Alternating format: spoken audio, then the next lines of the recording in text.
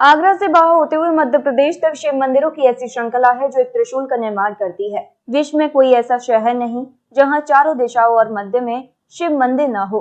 यह मंदिर इतने प्राचीन है कि इनमें से कुछ मंदिरों का वेद पुराणों में जिक्र है, जबकि भारतीय इतिहास में इन्हें कोई स्थान नहीं मिला।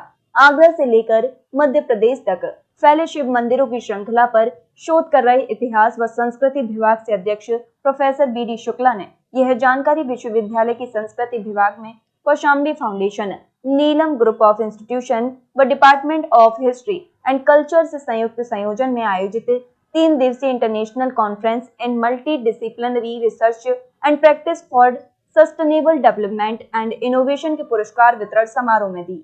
आगरा ताज नगरी से पहले प्राचीन शिव नगरी है।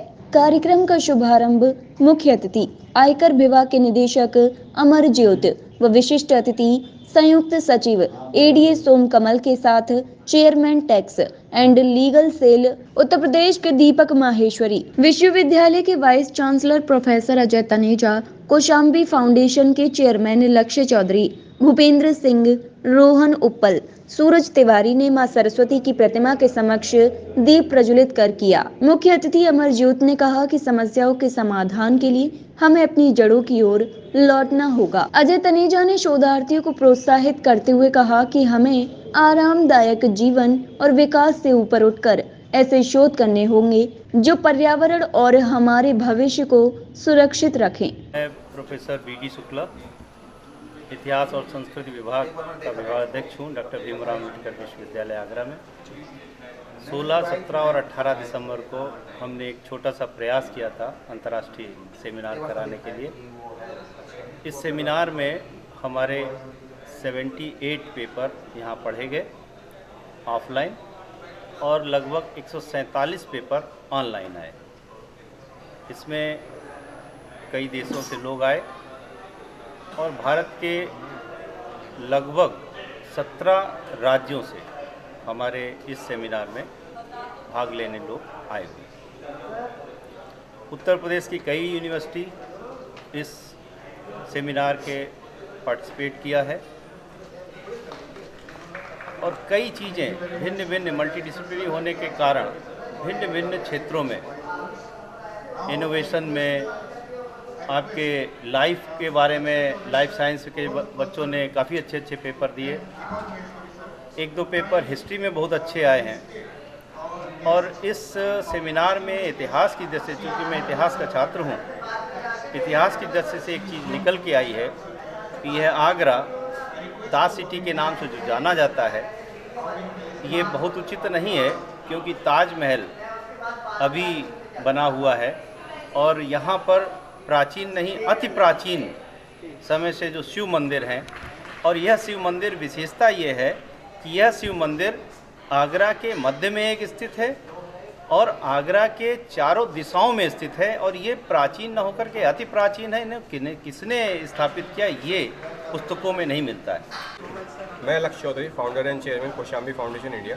3 दिन तक ये समारोह चला है और कितने अवार्डी रहे, इसमें क्या कुछ? ये हमारा समारोह जो चला है 3 दिन तक, इसमें 500 प्लस, जैसे मैंने आपको पहले बताया कि पार्टिसिपेंट्स थे, इसमें 320 प्रेजेंटीज वगैरह इसमें रहे हैं, जिसके अंदर अगर हम अवार्डीज़ की बात करें 40 प्लस कैंडिडेट्स को इसमें अवॉर्डेड किया गया है डिफरेंट स्ट्रीम्स के अंदर, डिफरेंट फील्ड्स के अंदर, जिन्होंने अपनी अच्छी रिसर्च और इनोवेशन को एग्जीक्यूट किया है और धरातल पे उतारा है।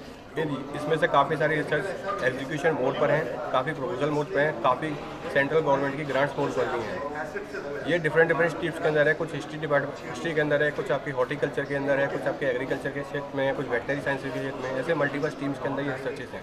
कई देशों के प्रतिभागी लोग प्रतिभाग किया है। हाँ जी, यहाँ पे जैसे मैं आपको पहले बताया था, हमारे पास एनरोलमेंट कैटेगरी हमने 30 कंट्रीज़ की जोड़ी ओपन करी थी, जिसमें से 7 कंट्रीज़ ने पार्टिसिपेट किया था और उन्होंने इसमें एनरोल किया था। ये कॉन्फ्रेंस 2 मोड्स में चलाई गई थी, ऑनलाइन मोड और ऑफलाइन मोड के अंदर। ऑफलाइन मोड में देश भर प्लस विदेश से कुछ काफ़ी सारे पार्टिसिपेंट ने करीब 150 प्लस पेपर प्रेजेंट किए थे, जिसमें से 150 पेपर्स में से हम लोगों ने 11 बेस्ट पेपर्स को चुन के यहाँ पे अवार्ड किया है। Doctor Raghvendra Prasad Mishra, public health department, MB veterinary college Dungarpur में सह अध्यापक के पोस्ट पर हूँ। तो जो हमारा सब्जेक्ट होता है वेटनरी साइंस, इसमें हम लोग पशुओं की चिकित्सा के बारे में मतलब स्टूडेंट को तैयार करते हैं जी। इसमें क्या होता है सर, जो हमारा विभाग है वेटनरी पब्लिक हेल्थ, इसका मतलब होता है कि जो इसमें पब्लिक हेल्थ मतलब कि वेटनरी पब्लिक हेल्थ, इसमें क्या होता है कि वेटनरी के द्वारा पशुओं से जो एनिमल प्रोडक्ट होते हैं या डायरेक्ट रूप से बहुत सी बीमारियां ऐसी हैं कि जो आदमियों में, जानवरों से आदमियों में फैलती हैं।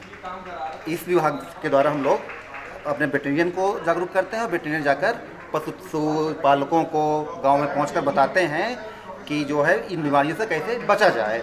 हम आपको ये बताना चाहेंगे कि आज के ज़माने में लगभग जितनी बीमारियां इंसानों में पाई जाती हैं उसमें करीब 60 से 65% एनिमल पशुओं से या पशुओं के खाद्य पदार्थ जैसे कि दूध और उनका मीट प्रोडक्ट्स या एग्स, इसके द्वारा जो है पशुओं से आदमियों में किसी न किसी रूप से आ रही हैं। 11 शोधार्थियों को कौशाम्बी फाउंडेशन के चेयरमैन लक्ष्य चौधरी ने बताया कि कार्यशाला में 120 ऑनलाइन व 80 रिसर्च पेपर ऑफलाइन व 40 पोस्टर प्रस्तुत किए गए, जिनमें 11 शोधार्थियों को बेस्ट रिसर्च पेपर अवार्ड से सम्मानित किया गया। उदयपुर एमबी वेटरनरी कॉलेज में assistant professor doctor Raghavendra Singh ने बताया कि वर्तमान में 60 से 65% बीमारियां जीव जंतुओं से मनुष्य में पहुंच रही हैं, जिसकी मुख्य वजह जीव जंतुओं की मीट को ठीक से पकाए बगैर खाना और दूध को ठीक से उबाले बगैर पीना है। उन्होंने आगे कहा कि उत्तर भारत में जानवरों से